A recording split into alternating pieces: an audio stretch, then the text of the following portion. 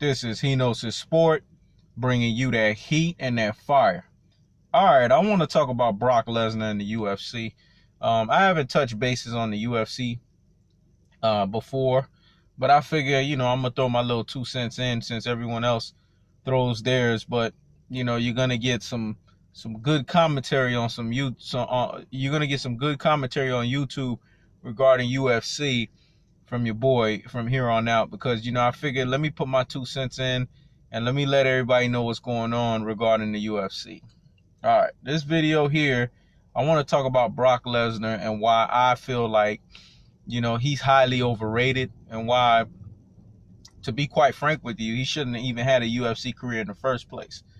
All I got to tell you is 2 names, a first name and a last name. Alistair Overeem. I'm going to say that again. Alistair Overeem. All you got to do is go look at that fight back in 2014. That was the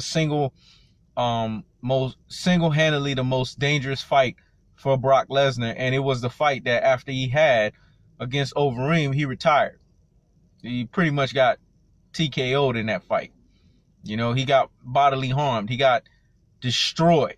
Like they want to say in UFC fans, he got his bell rang in the Octagon. That was just the reality of it. This guy, man, he is a WWE wrestler. That's what he is at his highest core. And some people got to know their lane, and they got to know their place. You've heard me say this term before in previous videos. Know your lane and know your place. Apparently this guy doesn't. And I get it, I'm an athletic guy, I used to wrestle. So, hey, I'm going to try to go and maximize every opportunity that's available to me, whether it's wrestling, whether if it's UFC, you name it. I'm not here to try to knock anybody in their hustle. I get it. We all got to hustle, and we all got to go out there and work, and we got to make it happen. So, hey, if he felt that, he could be in the UFC, he could fight, that's on him. But see, here's the thing with the UFC, man. It's just like any other sport. You got to be able to show your true grit. You got to be able to show your skills when it's all said and done. It's like that old saying, skills pay the bills. A lot of the wins that Brock Lesnar had early on, he won those fights because, let's keep it real, Dana White put him up with duds. And see, and that's the other thing too. Brock Lesnar happens to fall in that mode of him, Ronda Rousey, Conor McGregor, the list goes on. Matt Hughes. I mean, Matt Serra. I mean, you could just look at it. There's a list that goes on and on. Iceman. There's just a pattern that's going on with the folks that Dana White has corralled himself, behind. And he's pretty much, look at these folks. And, in wrestling, they used to give this term called baby, which is, you're like the darling of the sport. I'm going to kind of use that same simile in this instance. These folks have been the darling, of UFC for Dana White. And that's just the reality of it. My thing is, how come John Jones, and this is prior to all of the stuff coming out, and, there's quite a bit of stuff that is self-inflicted on his part. So in no form or fashion am I sitting here, not giving this man flack for what he has done. But prior to all of that stuff coming out, how come Dana White wasn't corralling around him? How come Dana White wasn't corralling around Anderson Silva? And how come Dana White's not, corralling around Tyrion? I mean, I don't understand that. Like, these guys, they done their thing. Yeah, Daniel Cormier, people can make an argument and say, well, at least Dana White has corralled around him. But, what I'm noticing is Daniel Cormier, he's done everything right. And I'm not taking nothing away from him. And again, hats off to Daniel Cormier for, being a consummate professional and doing everything the right way, not cheating, and just fighting, like taking on all comers and things of that nature. But let's keep it real. Daniel Cormier is a yes man.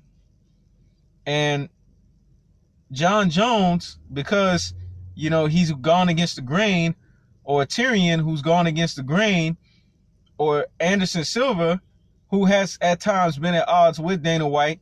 And there has been wins that Dana White didn't like from Anderson Silva, which to me is a contradiction because, you know, you look at wins that Brock Lesnar have had and you scratch your head, and wins that Ronda Rousey has had, because every win that she had was with an armbar. And then you look at wins that, you know, Conor McGregor has, you know, I mean, he has a following. Yes, the man can talk smack, you know, with the best of them, but there's a trend going on here. Iceman, there's a trend going on here. I don't see Dana White getting around the Rampages of the world, you know, as much. You know, there's a lot of guys out there that he hasn't gotten around as much as he has with these guys, or Ronda Rousey, you know, being that she's a woman. I don't understand that. And Ronda Rousey, let's keep it real, he would have kept milking that cash cow if, you know, the Amanda Nunez's or the Holly Holmes of the world didn't dispatch her the way that they did. You know, like, he would keep milking her. You know, we just got to keep it real. She's the representation of, you know, an American backdoor type of chick. And, you know, she's that representation of what people think and what people like and what people see, you know. So, I don't know, man. I just feel like there's a double standard that's going on in the UFC. And this is the reason why I brought all of this up is because it opened the light for the double standard with, you know, Brock Lesnar. And this is why Brock Lesnar was able to have his cake and eat it too. This is why he was able to, you know, do what he was able to do in the UFC for the time that he was there. But have you guys seen this guy lately? I mean, this guy looks like he's about, you know, damn near 400 plus pounds, man. I mean, he's really fat right now, you know, and I think it has a lot to do with him not being able to tap into that HGH or, you know, that steroid that he's been taking, you know. Again, when John Jones cheated, everything was brushed under the rug, right? Everything was not brushed under the rug.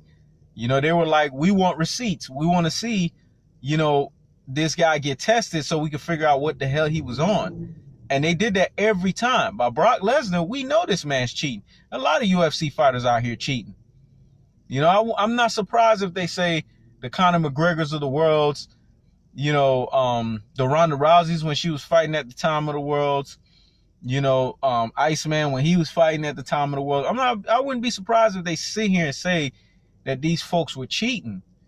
But it's clear, man, that there's just this undercut, you know, agenda that's going on here in the UFC that nobody wants to talk about. And because of this clear undercut agenda, folks like, you know, Brock Lesnar has been able to thrive. Again, I'm not here to knock a person's hustle and to say that a person can't eat, you know, a person can't do what they're supposed to. But my biggest thing is, we all know this guy don't belong in the UFC. So why is he fighting in the UFC in the first place? He's a wrestler at his true core. That's what he is, man. And that's what he should continue to be. I don't know. Y'all tell me, man. Get on this video, go into the comment section, you know, and let me know how you feel about this double standard that's going on in the UFC. This is He Knows the Sport, checking out.